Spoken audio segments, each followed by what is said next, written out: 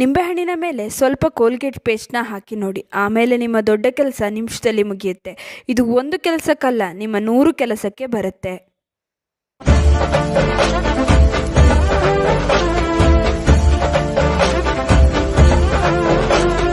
ನಮಸ್ತೆ, ವಿಭಿನ್ನ ಸಲಹೆಗಳು ಚಾನಲ್ಗೆ ಸ್ವಾಗತ. ಇವತ್ತು ನಿಮಗೆ ನಿಂಬೆಹಣ್ಣಿಗೆ ಕೋಲ್ಗೇಟ್ ಪೇಸ್ಟ್ನ ಹಾಕಿ ಯಾವ ರೀತಿ ನಾವು ಕ್ಲೀನಿಂಗ್ ಕೆಲಸಗಳನ್ನ ಮುಗಿಸ್ಕೊಳ್ಬೋದು ಅಂತ ತಿಳಿಸ್ಕೊಡ್ತೀನಿ.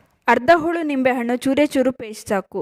ನಿಮ್ಮ ಗ್ಯಾಸ್ ಸ್ಟವ್ನ ನಿಮಿಷದಲ್ಲಿ ಕ್ಲೀನ್ ಮಾಡ್ಕೊಳ್ಬೋದು. ಗ್ಯಾಸ್ ಸ್ಟವ್ ಹಿಂದೆ ಇರುವ ಟೈಲ್ಸ್ನ ಕೂಡ ಇದರಲ್ಲಿ ನಿಮಿಷದಲ್ಲಿ ಕ್ಲೀನ್ ಮಾಡ್ಕೊಳ್ಬೋದು.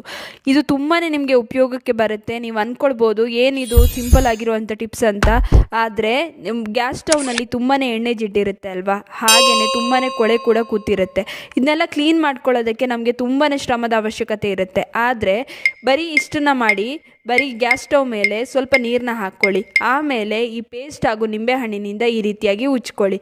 ಉಜ್ಜಿ ಸುಮಾರು 10 ರಿಂದ 15 ನಿಮಿಷ ಹಾಗೆ ಬಿಟ್ಬಿಡಿ. ಗ್ಯಾಸ್ ಸ್ಟವ್ನಲ್ಲಿ ಒಳ್ಳೆ ಶೈನಿಂಗ್ ಕೂಡ ಬರುತ್ತೆ ಇದರಿಂದ. ಹಾಗೆಯೇ ಎಣ್ಣೆ ಜಿಡ್ಡೆಲ್ಲ ಇರುತ್ತಲ್ಲ, ನೀಟಾಗಿ ಕ್ಲೀನ್ ಆಗುತ್ತೆ. ಇನ್ನು ಗ್ಯಾಸ್ ಹಿಂದೆ ಇರುವಂಥ ಟೈಲ್ಸಲ್ಲೂ ಅಷ್ಟೇ, ಹಾಗೆ ಸ್ವಿಚ್ ಬೋರ್ಡ್ಗಳಲ್ಲೆಲ್ಲ ಎಣ್ಣೆ ಜಿಡ್ಡು ಕೂತಿರುತ್ತಲ್ಲ, ಅದಕ್ಕೂ ಕೂಡ ಈ ನಿಂಬೆಹಣ್ಣಿನಿಂದ ಉಜ್ಜಿದ್ರೆ ಸಾಕು, ತುಂಬಾ ಚೆನ್ನಾಗಿ ಕ್ಲೀನ್ ಆಗುತ್ತೆ. ಇದನ್ನು ಕೂಡ ಹಾಗೇ ಸ್ವಲ್ಪ ಹೊತ್ತು ಉಜ್ಜಿ ಹಾಗೇ ಬಿಟ್ಬಿಡಿ. ಆಮೇಲೆ ನಾವು ಒಂದು ಸ್ಕ್ರಬ್ಬರ್ನ ತಗೊಂಡು ಅದಕ್ಕೆ ಸ್ವಲ್ಪ ವಿಮ್ ಲಿಕ್ವಿಡ್ ಅಥವಾ ವಿಮ್ ಸೋಪ್ನ ಏನಾದರೂ ಹಾಕ್ಕೊಳ್ಳಿ.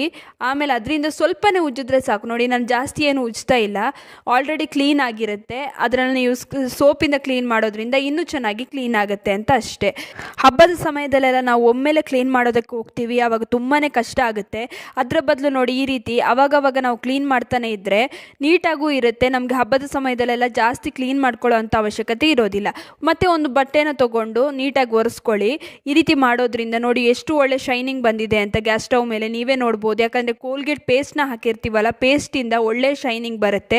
ಈ ರೀತಿಯ ಗ್ಯಾಸ್ ಸ್ಟವ್ ಆಗಿರಲಿ ಅಥವಾ ಸ್ಟೀಲ್ ಗ್ಯಾಸ್ ಸ್ಟವ್ ಆಗಿರಲಿ, ತುಂಬಾ ಚೆನ್ನಾಗಿ ಕ್ಲೀನ್ ಆಗುತ್ತೆ ಇದರಿಂದ. ಇನ್ನು ನಿಂಬೆಹಣ್ಣು ಮತ್ತು ಪೇಸ್ಟ್ನ ನೀವು ಬರೀ ಇಷ್ಟಕ್ಕಷ್ಟೇ ಅಲ್ಲ, ಇದರಿಂದ ನೀವು ಸಿಲ್ವರ್ ಆಭರಣಗಳು ಯಾವುದೆಲ್ಲ ಇರುತ್ತಲ್ಲ, ಗೆಜ್ಜೆ, ಕಾಲುಂಗ್ರ, ಹಾಗೆಯೇ ದೇವರ ಪೂಜಾ ಸಾಮಗ್ರಿಗಳನ್ನ ಕೂಡ ನೀಟಾಗಿ ಕ್ಲೀನ್ ಮಾಡ್ಕೊಳ್ಬೋದು.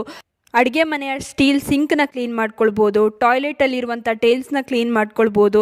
ಟಾಯ್ಲೆಟ್ ಸಿಂಕ್ನ ಕ್ಲೀನ್ ಮಾಡ್ಕೊಳ್ಬೋದು. ಹಾಗೆಯೇ ವಾಷಿಂಗ್ ಮಿಷಿನ್ನ ಕೂಡ ಇದರಿಂದ ಕ್ಲೀನ್ ಮಾಡ್ಕೊಳ್ಬೋದು. ಹೇಗೆ ಅಂತ ಆಲ್ರೆಡಿ ವಿಡಿಯೋನ ಮಾಡಿದ್ದೀನಿ, ನೀವು ನೋಡಿಲ್ಲ ಅಂತ ಅಂದರೆ ಅದನ್ನು ಕೂಡ ನೋಡಿ. ತುಂಬಾ ಈಸಿಯಾಗಿ ಇದರಿಂದ ತುಂಬಾ ವಸ್ತುಗಳನ್ನ ಕ್ಲೀನ್ ಮಾಡ್ಕೊಳ್ಬೋದು. ಹಾಗೆಯೇ ಚಿನ್ನದ ಆಭರಣಗಳನ್ನ ಕೂಡ ಇದರಿಂದ ಕ್ಲೀನ್ ಮಾಡ್ಕೊಳ್ಬೋದು. ಇನ್ನು ಈ ವಿಡಿಯೋ ಇಷ್ಟವಾಗಿದ್ದರೆ ಲೈಕ್ ಮಾಡಿ, ಶೇರ್ ಮಾಡಿ, ನಿಮ್ಮ ಅನಿಸಿಕೆ ಅಭಿಪ್ರಾಯಗಳನ್ನು ಕಮೆಂಟ್ ಸೆಕ್ಷನಲ್ಲಿ ತಿಳಿಸಿ. ನೀವಿನ್ನೂ ವಿಭಿನ್ನ ಸಲಹೆಗಳು ಚಾನಲನ್ನು ಸಬ್ಸ್ಕ್ರೈಬ್ ಮಾಡ್ಕೊಂಡಿಲ್ಲ ಅಂದರೆ ದಯವಿಟ್ಟು ನಮ್ಮ ಚಾನಲನ್ನು ಸಬ್ಸ್ಕ್ರೈಬ್ ಮಾಡ್ಕೊಳ್ಳಿ. ಹಾಗೆ ಪಕ್ಕದಲ್ಲೇ ಇರುವ ಬೆಲ್ ಬಟನನ್ನು ಕ್ಲಿಕ್ ಮಾಡಿ. ಧನ್ಯವಾದಗಳು.